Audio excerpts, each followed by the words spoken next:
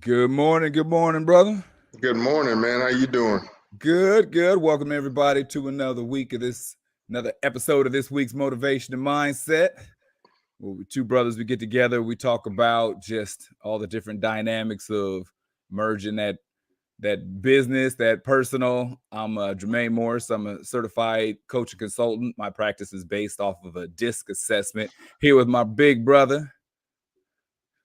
I'm James Morris. I am President and CEO of TMC Supply Chain Solutions, TMC Workforce Solutions. We're national staffing and supply chain company. And again, happy to be here talking with my brother. Man, always a pleasure. Now, normally I know you're coming from Houston, Texas. I know you're on location today. I had to jump on a plane. I've got a client in Fort Valley, Georgia. So I'm down here about 2 hours south of the ATL. And so we're in Fort Valley. We've got a huge project going on. So I brought my team down, and we're doing some coaching and consulting, and we're doing an upgrade to an existing facility. So it's a lot of fun. It's a great piece that TMC's gotten involved in. So having a busy week. My sleep has been a little bit short, but super productive, and heading back to Houston tomorrow night. Nice. So I know one of the stuff we like to do when we typically cover subjects is talk about the dynamic between your expertise, which is in business, basically from the ground up. And then I lean more so on interpersonal relationships and dealing with people, and we kind of juxtapose that dynamic, and we talk about different subjects. Mm-hmm. And so this week, kind of keep it in that same line for those people who are trying to do that, those people who are trying to balance their personal life, their relationships, their marriage and family, as well as trying to grow their business, excel in their career. So I know for somebody who's excelled professionally as well as raised, house full of kids, I'd like to hear your thoughts and speak into that dynamic of balancing out, that work and that life dynamic. That's a great question, right? When you talk about work-life balance, I had a buddy, a good friend of mine, Jim Lantis. We were colleagues for many years, and one thing that he used to always tell me is that nobody lays on their deathbed and says, "Man, I wish I'd have spent a little more time at work." I wish I'd have spent a little bit more time in the office, a few more Saturdays, right? Yeah. And that's certainly something that I've dealt with. About a year ago, I was doing an on-stage presentation with the Admins Association, Oil and Gas Admins Association. Open forum, they asked me a lot of questions, and I kind of talked about my career. And I spent some time in Europe, as you know, and ran facilities there in Ireland and all over the United States. And they said, well, looking back on your career, if you had it to do again, would you do the same things the same way? And I always hear people say, oh, I wouldn't change a thing. Well, when I look at it, I would absolutely change many things, right? Yeah. And the one thing I would change the most is I'd have spent a lot more time at home. I'd have spent a lot more time with my kids. I'd have spent a lot more time building relationships with colleagues and relationships with friends and relationship with family. So, it kind of comes back to the first week that you and I started doing this show. And we talked about, begin with the end in mind, Yeah. right? When you get into programs, we talked about beginning with the end in mind.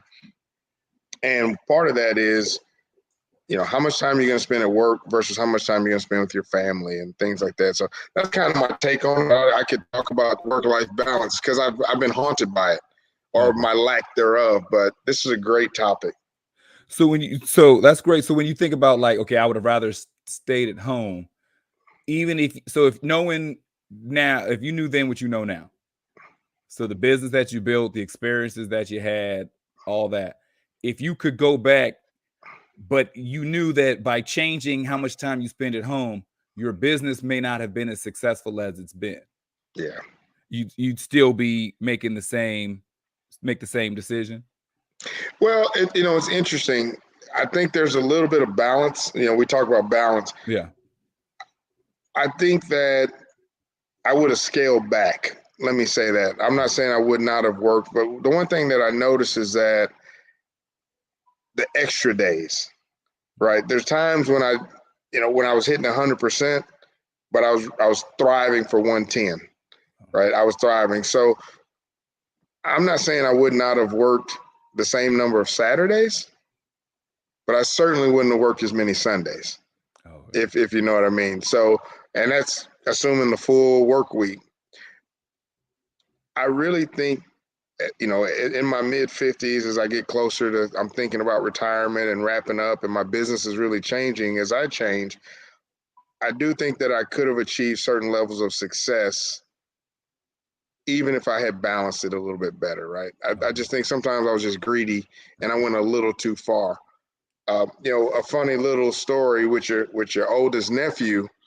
He used to complain sometimes about me missing a football practice or missing a AAU tournament or something like that, and I would tell him, I don't have to work like this, but we got to move. You're not gonna be able to go to the school that you go to. You're not gonna be able to be in all these camps, right? You're not gonna be able to go to King's Academy and spend a week with LeBron and D Wade learning how to play basketball. Yeah. So if you want me to go get a job someplace else doing something that doesn't require so much of my time, I can do that. But we're all gonna sacrifice. Yeah. So when because I know you deal with a lot of people who are starting up companies, right? And they're in that hungry phase.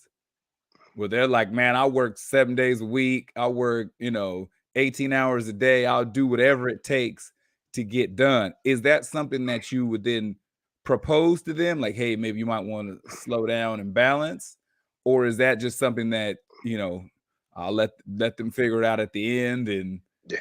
I give different when I'm coaching, especially when coaching my clients, I have different advice for different clients. Okay. The advice that I give, the young single college grad, it's much different than the, mid 40s married with 3 kids, client. Okay. Right. Those guys are, I'm kind of telling them that, hey, listen, man, I like what you're doing, but don't forget about the family time. Where the young cats, I'm telling them to eat, right? Because they're lions. They should be lions, right? They should be out there hunting and gathering and building the life that they want. So I give different advice to different people, and I want to be honest. I just mentioned I'm in Fort Valley, Georgia. I've been here all week. I'm still grinding. I'm still hungry. And probably the thing that surprises me the most is I felt like by the time I hit my 50s, there'd be some young lion creeping up the hill to knock me off and take my spot. And what I'm also, this new generation, they value balance. Yeah. They value free time. They're not looking for money like I was looking for money. They're looking for vacations. And so it's allowed me to kind of stay at the peak of my game a little bit longer because one of your 3 nephews are not coming to knock me off the hill. They're in Cancun or doing other things. So it's just a different, and that's not to say they're not hungry and have drive, but, I don't find that, and I'm sure every generation says it, yeah. I don't find that this new generation is nearly as aggressive or as hungry as we were. Okay. So when you have somebody who works for you, okay, and they're trying to work their way up the ladder, they're trying to make that progression, but they're struggling with the work-life balance. And so if you got somebody who you've learned to rely on, somebody that does a lot for your company or somebody that you've just seen like that dynamic, mm-hmm. and they come to you saying, okay, I need to start being home more. Is that something that hurts their career? Because I think that's the big thing that some people are like, the first day I say I'm not coming in on Saturday, I know Johnson's going to, and then I'm about to get leapfrogged in this pursuit. That's a great question because I'm the type of leader to where I'm really encouraging them to, hey man, don't miss that basketball practice. Make sure you're at that baseball practice. Go spend time. Make sure you get mama out for her birthday. I'm really big on that. But the reality is, if Johnson is available and he has the time and he's the guy that I can rely on the most, then he's going to get the opportunities. And with opportunities come bonuses, come raises, come promotions. So I'm not necessarily penalizing someone who's taking time at home, but you don't get the same rewards as a guy that's at the office with me, because I have people that will try to stay there as long as I stay there. Yeah. They try to beat me in the morning, and I notice it. And they waiting on me to pack up. And I'm like, why are you still here? Oh, I had a couple little things. And as soon as I hit my light switch, they're right behind me. Yeah. They're showing me, hey, man, I'm here. And I've got employees that get there at the crack of dawn or at the start of shift. And at 5 o'clock, they look like Fred Flintstone on the back of a dinosaur, sliding down the tail with the time clock in his hand, going home. But you get what you get what you put in, right? No deposit, no return. So the guys that are going home, they're steady. I know that everybody's not going to be a me. And it took me some time to learn that. I used to be very critical. You going home already? You only working 50 hours this week? Are you sorry? Right? You only work one job? And I have to, it's just everybody's not built the same. So what I find is I put the right people in the right positions. There's some positions that all I need is 40 hours a week. There's other positions where I'm asking during the interview, do you work overtime? Can you travel? What's your availability? So you got to just, direct it towards the individual. What are they able to do? And you can't just put in the time. You also have to be competent. Yes. Yeah. So there's one dynamic I would like to shoot your way too. I know this is not like an interview format today, but I think you've been in your business for so many years. I think there's a lot of different angles you've seen personally at some point, or have been privy to a secondary experience of what people are going through. Sure. And when people are trying to find that balance of establishing their career, trying to set their futures up, and especially if they're trying to start a business, usually people refer to their business as their baby. Right. Because this is something that they literally created. It was an idea that they manifested into reality, and they're trying to grow and to thrive. And that baby becomes first, even though they may have a significant other and even children. Yeah.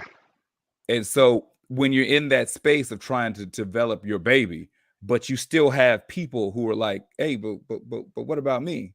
Yeah. What are some of the challenges you felt like that you dealt with that you also found solutions for? Because that's one thing, like people will be like, oh man, wife is like, I wants me to come home, but I'm thinking 5 years down the line of hurrying up and paying off this house. Mm-hmm. So we've got 10 years together better later. Right. Son wants me to be at practice, and I'm like, yeah, I'm missing practice now, but I'm setting up to be able to pay for you to go to college later. Yeah. So for the folks who are like, so in that dynamic, when you're trying to give and take and you're having those conversations, like what were some of the things that you did and maybe some solutions for somebody who's going through the same stuff? That's a great question. A lot of the guys, my peer group, that will give you the advice of the work-life balance and give you the advice to spend more time at home, I'm going to be completely honest with you. A lot of us are really hypocrites. Okay. Because it's easy to give that advice when your mortgage is paid off, right? It's easy to tell the guy to stay home and take your kids to practice when you have paid off your house. Now, what I can tell you is if I look at the first probably 12 years of when I was getting really, really starting to see some success in corporate America, working for a Fortune 100 company, getting the benefits of stock splits and doubles and big bonuses that I never thought I would imagine, that was great. But what I can also tell you is, the mother of my youngest son, it certainly cost us our relationship. Not because she did anything wrong or that I was doing anything wrong, but I traveled so much with this company that she was basically living the life of a single woman, right? She's taking care of the kids on her own because I'm spending, 3 weeks in Ireland, 1 week in the U.S. for 13 months. Then I spent 13 months in, San Jose. Then I spent 13 months in Dallas. Oh, did I mention my home was in Houston, Texas? Yeah. So all of a sudden you look up, 4 years have passed and they're just seeing me on Friday nights, leaving on Sunday nights.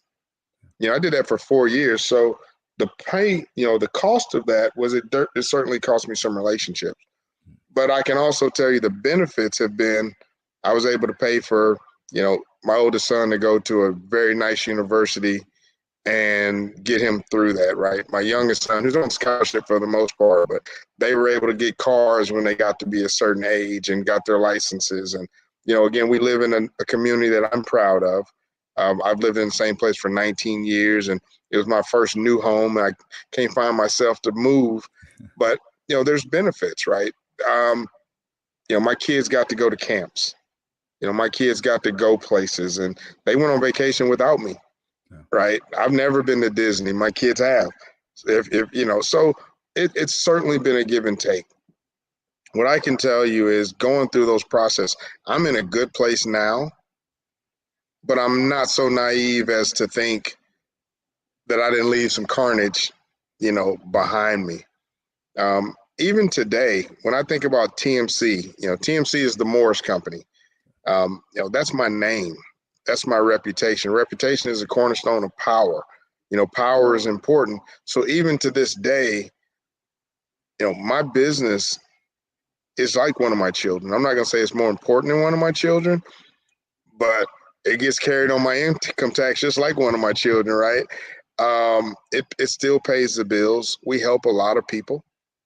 And, whether it's scholarship funds, whether it's community involvement, whether my kids calling me saying, Dad, I need a few bucks, it's still paying dividends.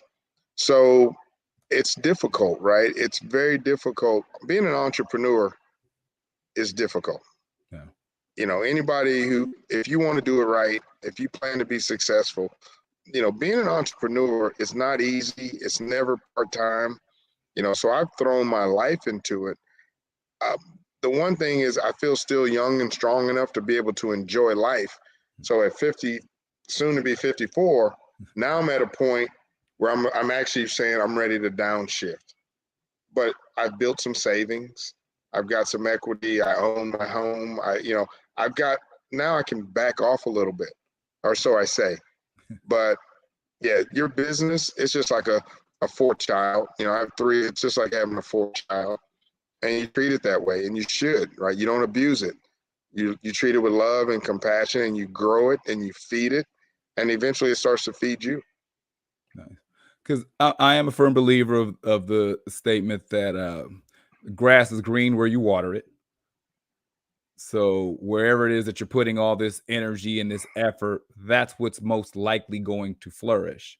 Yeah. So, but what about, so there's the people who are on the opposite side of the spectrum, who are more life than work balance. Yeah. So the ones who are like, no, I want to take the vacations. I want to go to Cancun. I want to spend time with my girl. I want to hang out with my guy. I want to be there for all the kids' functions. But now maybe the savings isn't quite what they would have liked it to have been.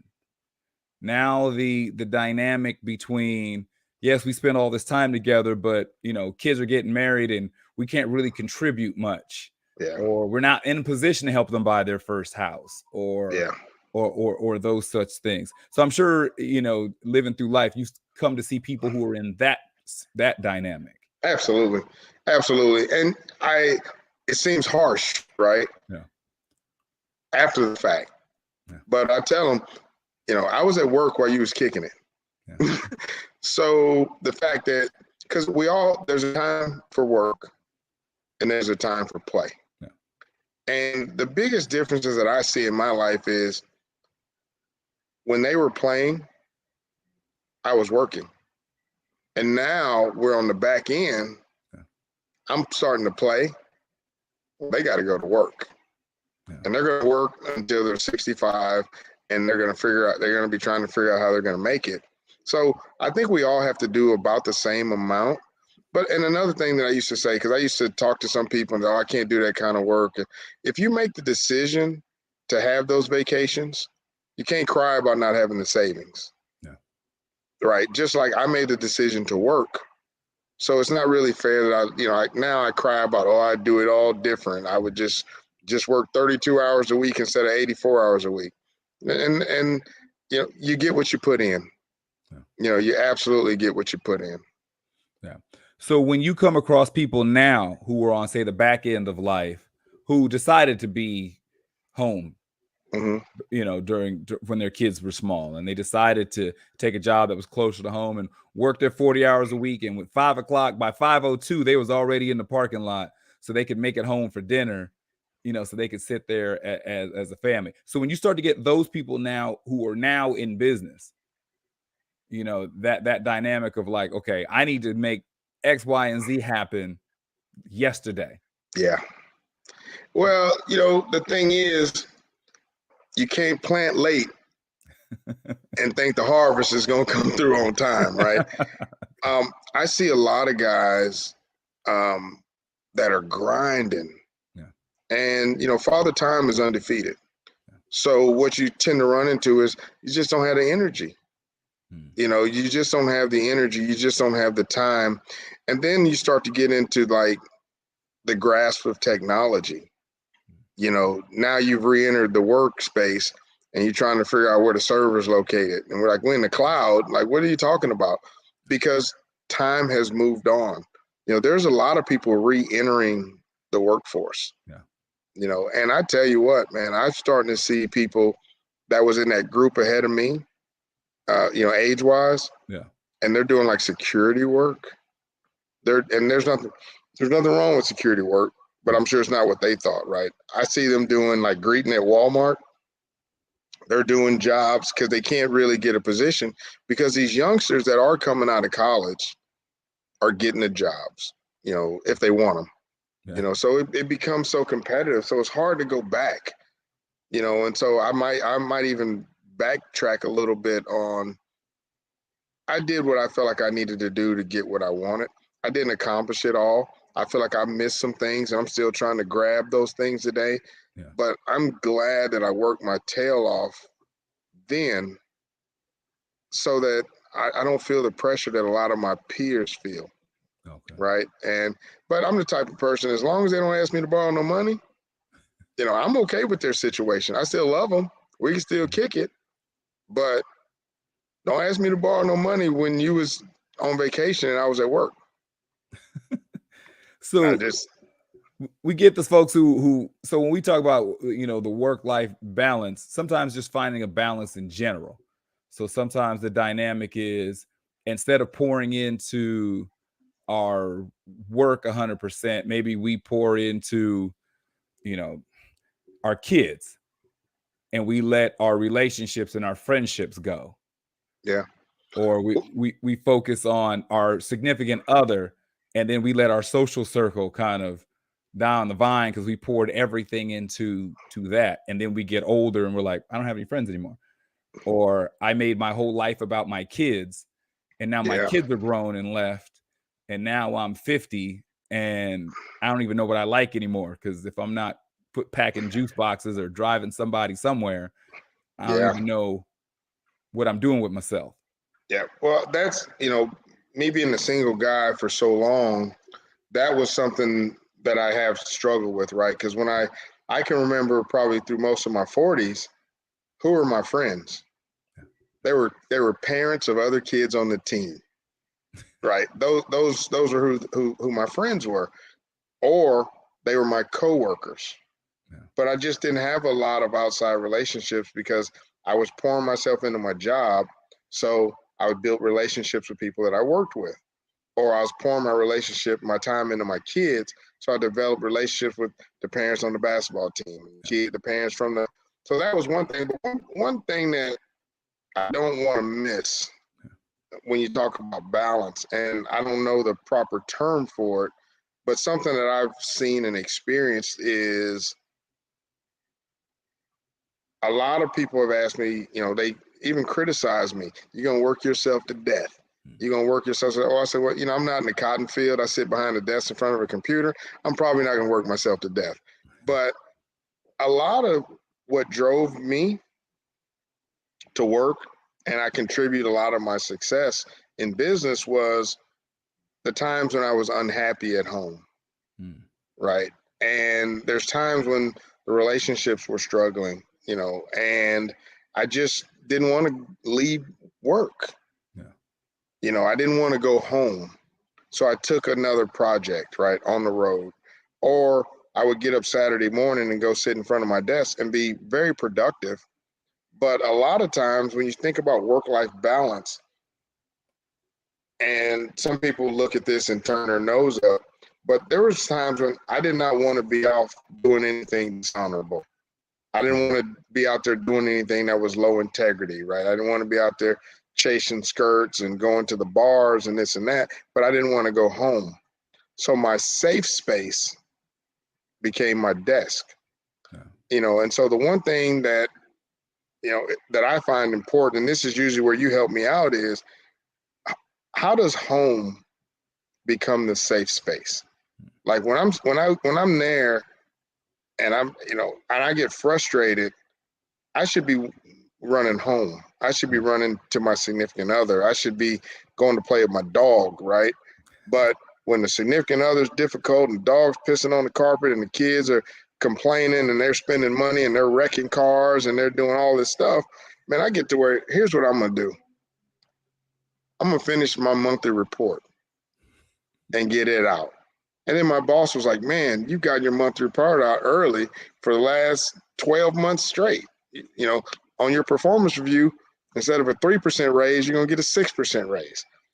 And then what I started running into was, instead of a $12,000 bonus, you're going to get an $80,000 bonus. I was like, what? Get rewarded for the coping. Yeah. So it's almost like, some people would say you got rewarded for bad behavior because I wasn't going home. And so I can tell you honestly, that was a big driver, from probably 2004 to 2012. I just didn't want to go home.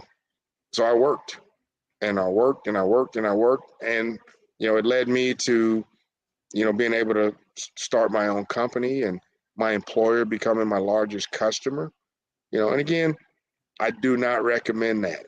Right. We're not prescribing anything. We always have a disclaimer. We're not doctors. We're not lawyers. We're not prescribing anything.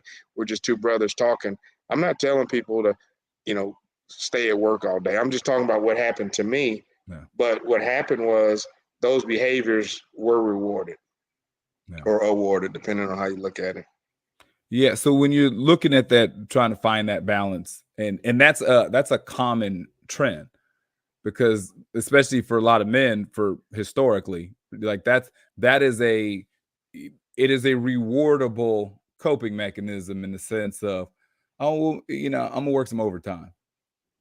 I'm gonna go in on Saturday. I thought you was off Saturday. Yeah, well, there was, kids want to eat, right? Yeah.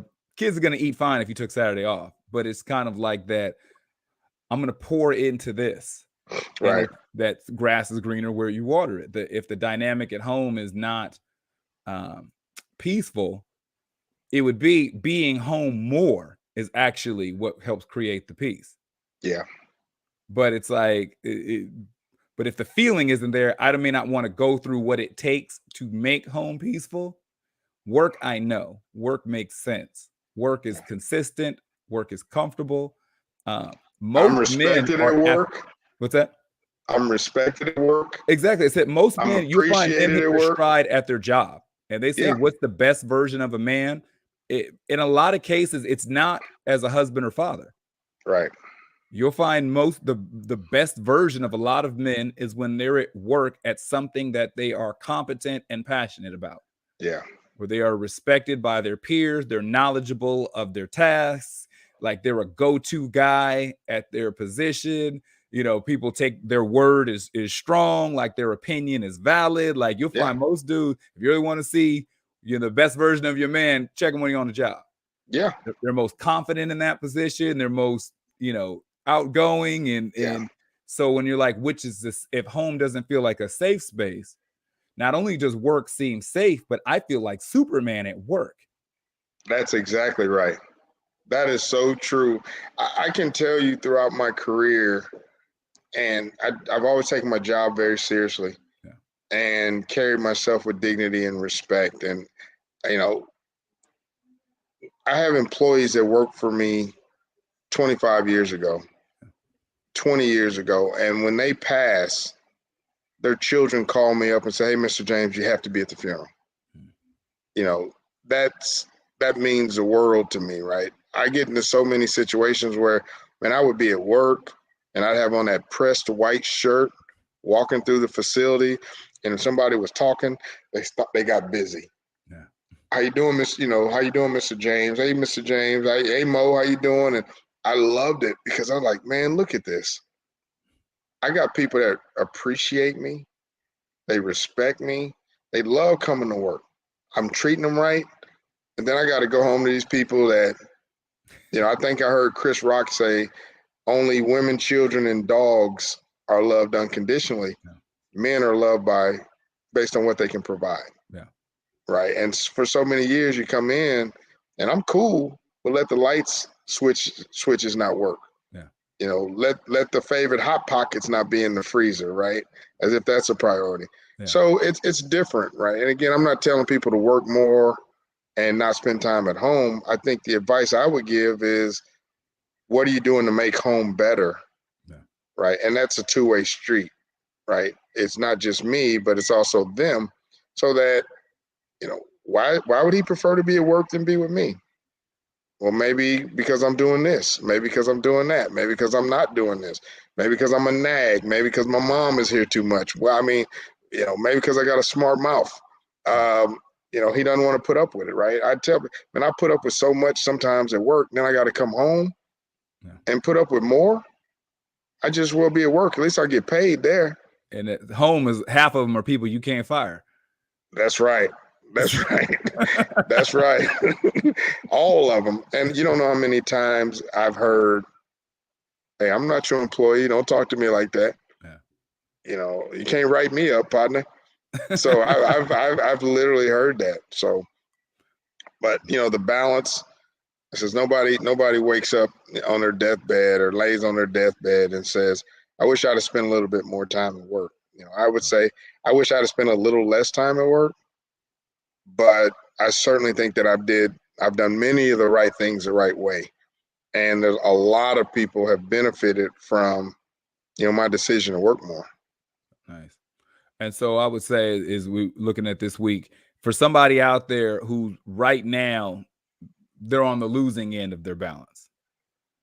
They can't seem to find a good center point. Either they're home too much because they're trying to accommodate a significant other, be there for their kids more, and they're watching the bank account dwindle, or that savings projection is not looking strong. Mm-hmm. So then they try to work more, and now they're starting to feel the relationship get a little distant, and they're missing more family functions, and they're never around for Christmas, and they're never at the recital, or that sort of stuff, and they're trying to figure it out. So if you had something that you think, like maybe a principle or two, or maybe an idea or a concept or something that help them, so they're not just because they're missing the mark both ways, right? Help them kind of center in the middle. Yeah. Here's what I would say, and this is probably may throw you off a little bit, but when I think about when I was really, really chasing that dollar, the advice I would tell somebody a little bit younger and they're trying to balance it, just because you have enough money for something doesn't mean that you can afford it. So what do I mean by that? You're working for the work-life balance and the family, but you're also trying to drive that BMW, right? So then you have to start asking yourself, is that what's important, right? Do we really need to live in this neighborhood, right? And I think that if you start to manage your cost, then it becomes a little bit easier to manage all the other aspects of your life, because, couples fight over money, right? They say sex and money are two of the biggest, right? If you're living, now if you're in that relationship and she wants that house in the hills and et cetera, yeah, you're going to have to be working 84 hours a week, most likely. So the biggest thing I would start, and this is the same advice I give your nephews, is manage your expenses. And then that will allow you to manage everything else, right? Now, it doesn't fix the relationship sides. But if you can take that out, right? If you can go ahead and accept that, hey, baby, I can't buy you a Mercedes, but I'm going to get you a nice Impala. But that's going to allow us to save $500 a month. Well, what's important to that? Now, instead of me working Monday through Saturday, I can work Monday through Friday. And Saturday is going to be date night because of that $500 that we're saving, we're going to use $100 a week to go to the movies and have dinner. Nice. Right. So just because you got enough money for something don't mean you can afford it. And that's, time, relationships, how we live our lives. And I think that's a balance that as a people, and we can have a whole nother discussion about that, about how we manage our money, how we treat money and the impact that money has on our relationships and the way we work and where we work. I hear so many people talk about, I don't make enough money. I say, go get another job. There's no secret recipe. Well, I can't do that. Why can't you? And then we get into things like, well, do you need to go get some training? Do you need to go back to school? Maybe just be a better employee and stay where you're at. I work in an industry where somebody will quit me and go across the street for 25 cents an hour. Right. It's just, we can go so much more. So I think that the first advice that I tell people when they start talking, I'm working. Why are you working? Well, because I'm trying to get this, this, and this. Let's talk about what you want versus what you need. Let's talk about prioritization. Let's really talk about you're in this great apartment with that $100,000 Lexus in the driveway. You got a Lexus, but you don't have a house, right? And there's, again, financial education can help with that. So a little bit of a curveball, not a direct answer, but your kids are only young once. Yeah. You got to spend time with them. If I think about what I miss most in life is, my youngest is going to be 22 in 2 months. My oldest is going to be 30. What do I miss the most is those little cats running around, me being at baseball practice, basketball practice, football practice, and you don't get that back. You may get some grands, but you don't have the energy to run with them. So, definitely prioritize. If there's something happening at home that makes you want to be at work, I guess you really need to address what's happening at home. Yeah. The escape, although there are some benefits to being at work, you're not escaping it, right? Because when you do finally get off, she's going to still be sitting there. So that's my thoughts. Or maybe she won't be. Or she won't be. Been there too. Been there too. So for everybody, we appreciate you for listening. Like I said, motivation and mindset. The goal is just, two brothers having a conversation and hopefully some helpful hints or some tools or some information that can help, anybody out there who hears this, whether it be the dynamic at their job, building a business, just dealing with life in general. So for all this great information, and you do coaching, where can people reach out to you if they're involved in business coaching, or maybe they're looking for a job from the staffing side? Or Absolutely. So if you're looking for a job, especially around Texas, Indiana, Kentucky, just go out to www.tmcworkforce.com. If you put in TMC Workforce, TMC Staffing, we're always hiring across the country. We're always looking to put some good people to work. If you're looking for some coaching, mentoring, leadership development, I encourage you to go to the morrismotivation.com and, just reach out to me via my website. And we love to help people. We're looking to help people develop. We're looking, we don't do any negativity here. That's what I love about this show. So that's a way to get in touch with me. How do we get in touch with you? So if you're interested in taking the assessment to kind of get the best, like I look at the DISC assessment as like just a diagnostic. I work under the premise of self-awareness without judgment. So we're just looking at how we attack problem solving, how we deal with communication, how we interact with people, just getting a clear understanding. The assessment comes with a 22-page report of you. So they always say that human beings don't come with an owner's manual. This becomes yours. So you can go to My Keys to Me, MyKeystome, mykeystome.com, and that'll give you information. You can get set up with a consultation. We can answer any questions and get you started on the assessment. And all social media handles is the same, and everything is at J Morris CEO. Awesome, man. It's always great talking to you. I like talking to you, just our personal private conversations, but getting together, every week doing this program. It helps me out. It's therapy for me, and I just hope that it's helping somebody else that's listening. So great, man. I love the new format, man. It was great today. I had a blast. To everybody out there, thank you for listening, and we will see you next week. Hey, thank you, everybody.